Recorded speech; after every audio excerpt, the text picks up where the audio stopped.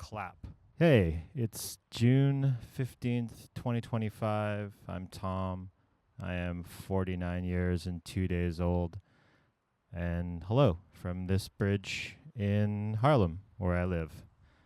I've lived here 4 years now, and it's pretty much as lovely as this video would imply. People ask why we moved to Harlem when they find out we live here, as opposed to, say, Amsterdam.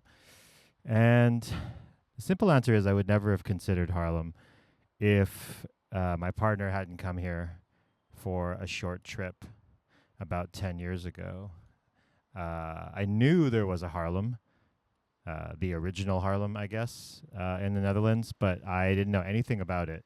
And then she came and stayed here for a bit, and it was really small and quite quiet.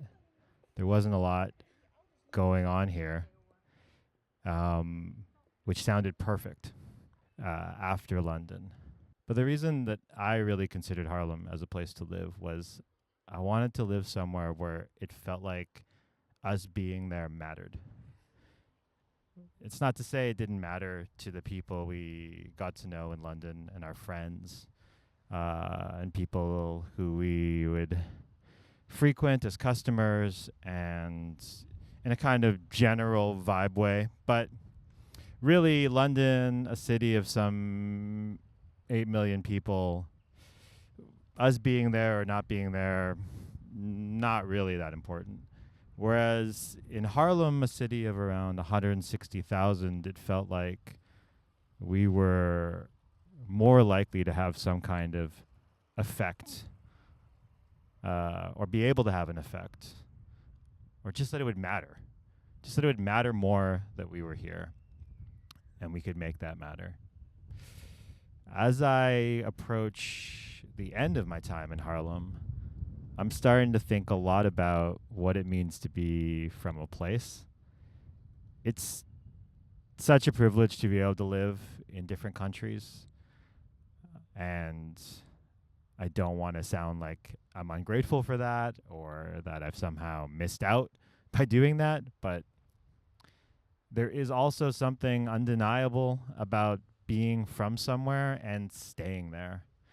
And this really got driven home to me whenever I've spent a lot of time in Japan, especially if you get outside of Tokyo, where it feels like there's just less mobility. I don't know if there's less opportunities for mobility. That might actually be the case, but I do know that I would meet more and more people that were just from where I was. They just were from the place that I was in and really of that place. This was especially true in places like Fukuoka and Matsumoto. There were people who had been born there and parents were from there, and they just spent their whole lives building something in that place. And when you don't do that, which is what happens when you move, say, every 10 years, it becomes really noticeable, especially when you're trying to think about what you want to be doing for the rest of your life, which is something that might happen as you approach 50 years old. And so something that I know I'm going to be bringing up more than a few times is, where should I situate myself after this?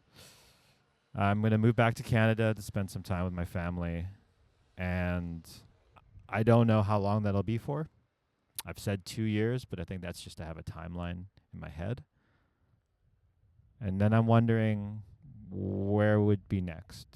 Now, there could be a simple answer by that point, or it could be, again, driven by curiosity. Japan would be a very natural location, just given my interests. But I think top of my mind is this sense of what happens if you commit to a place and build something there. And committing, I guess, doesn't have to mean forever. I mean, who knows how long we have. So It might end up being forever, but committing in a sense of, this is where I'm going to be for the next 10 years. Not because I not because I have an idea that takes 10 years to do, and not for any specifically time constrained reason other than just that's the time period I've decided.